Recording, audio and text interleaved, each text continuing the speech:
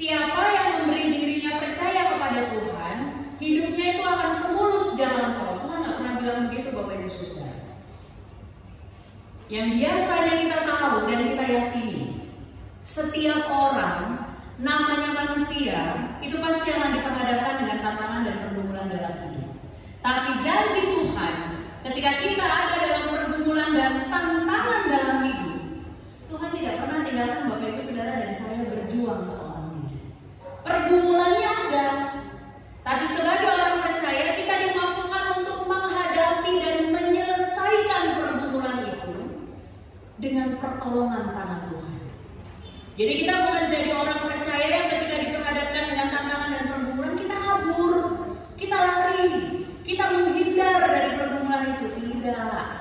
Kita bisa hadapi pergumulan itu karena kita yakin Tuhan menolong dan menguatkan kita. Oleh sebab itu pembelajaran yang kedua, mari terus berjuang untuk hidup mengandalkan Tuhan. Karena kalau cuma mengandalkan diri kita sendiri, Bapak Ibu Saudara, saya mau mengingatkan kembali Bapak Ibu Saudara dan saya, kita sama-sama manusia. Bukan setengah dewa, bukan setengah malaikat. Kita masih punya pergumulan. Kita besar peluangnya masih punya rasa sakit hati, masih punya rasa iri, masih menyimpan yang namanya akar kepahitan. Manusia itu pasti punya semuanya itu. Tapi ketika kita berusaha untuk hidup di dalam takut akan Tuhan, Tuhan mampukan kita untuk menghadapi setiap tantangan dan pergumulan kehidupan. Jadi taruh hati dan kepercayaan kita hanyalah kepada Tuhan. Pembelajaran yang ketiga, mari meyakini bersama bahwa perjuangan dan kesetiaan kita itu diperhatikan oleh Tuhan. Di bagian firman Tuhan Injil Matius pasal 13 ayat 24 sampai 30. Ibaratkanlah diri kita ini sama-sama gandum, Bapak Ibu Saudara. Karena kita pasti baik di tangannya Tuhan. Ketika kita bertumbuh, ada lalang di sekitar kita. Yang mungkin orang lihat lalangnya kok lebih subur daripada gandumnya. Padahal gandumnya dikasih pupuk sama-sama, dikasih air sama-sama, bertumbuh di tanah yang sama. Tapi kok bisa lalangnya jadi jauh lebih subur daripada gandum itu sendiri. Tapi mari meyakini, ketika kita terus berjuang untuk terus tumbuh, meskipun dihimpit ragam tantangan dan pergumulan, Tuhan perhitungkan perjuangan kita untuk tetap mengandalkan Tuhan, Bapak Ibu Saudara.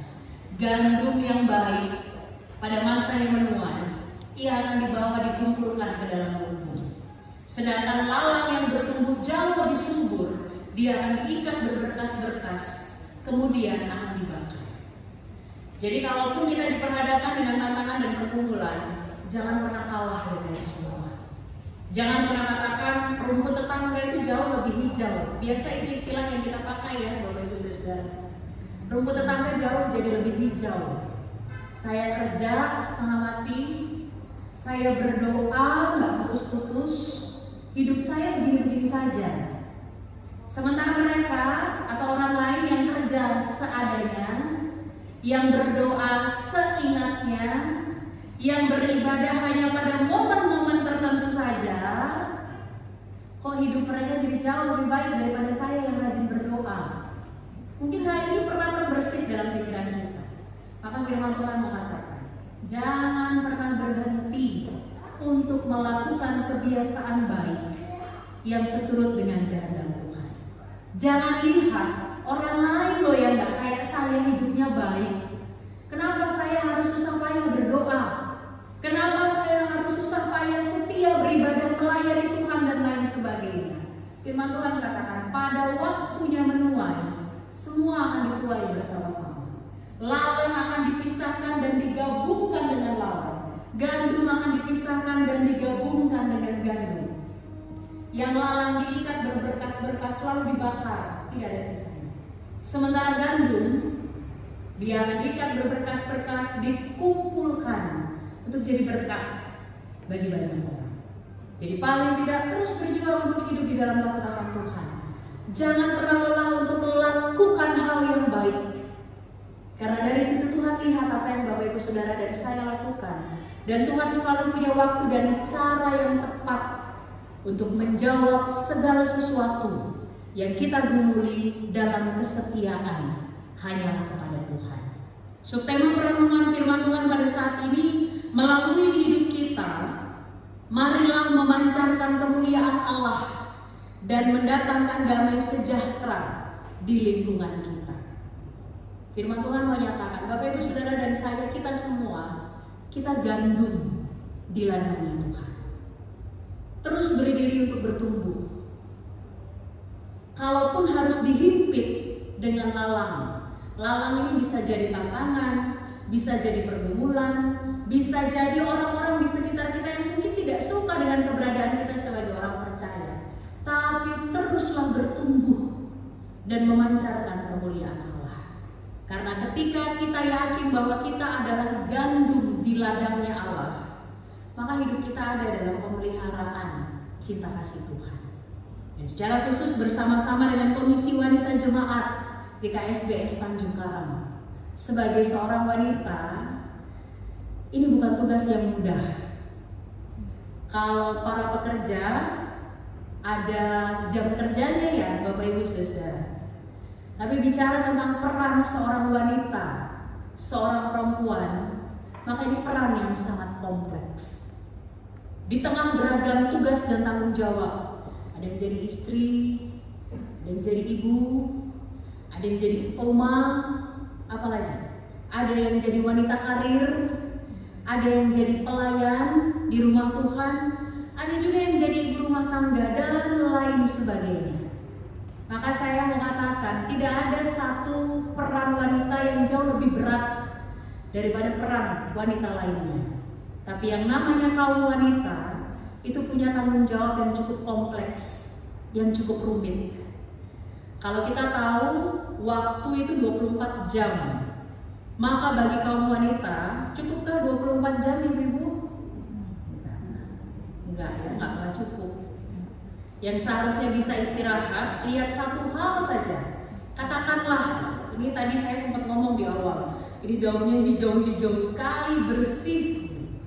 Pasti ada orang-orang tertentu, mungkin kaum wanita juga, yang punya, mungkin ada yang bawa dari rumah ya, tanaman-tanaman ini dan diletakkan di sini. Mungkin sebelum dibawa ke gereja, dilap dulu daunnya satu-satu, terus mau bawa ke gereja ini, mau taruh di depan lagi, wah dilap dulu satu-satu. Lalu saya bilang tadi, lihat potnya, semuanya bersih. Ini musim hujan, cipratan air, cipratan tanah itu rentan sekali kena di pot-pot ini. Tapi semuanya kinclong, bersih. Sebelum dibawa ke sini pasti ada kaum ibu atau kaum wanita yang rela gitu ya. Dilap dulu, dibersihkan dulu dan lain sebagainya. Jadi yang saya katakan, kaum wanita itu kalau waktu kita 24 jam, kaum wanita nggak cukup. Tuhan jadikan 30 jam buat ibu-ibu tetap tidak akan cukup. Karena kerja terus, ada yang tidur, badannya saja kelihatan tidur, tapi di kepala sudah pikir besok pagi mau masak apa. Ya, lusa mau belanja di mana, loh besoknya belum selesai loh, tidur aja belum tuntas ini. Tapi kita sudah pikirkan segala sesuatu. Dan firman Tuhan mengatakan, bagi seluruh kaum perempuan, kaum wanita, orang percaya, kita gandum di ladangnya Tuhan. Kalaupun harus berhadapan dengan pergumulan, yakin Tuhan tidak akan pernah tinggalkan kita seorang diri. Di tengah peran kita, tanggung jawab kita yang cukup kompleks, Tuhan tetap mau hidup kaum wanita memancarkan kemuliaan Allah. Kemudian bagaimana kaum wanita juga bisa mendatangkan damai sejahtera Allah di sekitar kita. Sehingga kita bukan cuma hadir dan berkarya, tapi kehadiran kaum wanita secara khusus memberi dampak positif.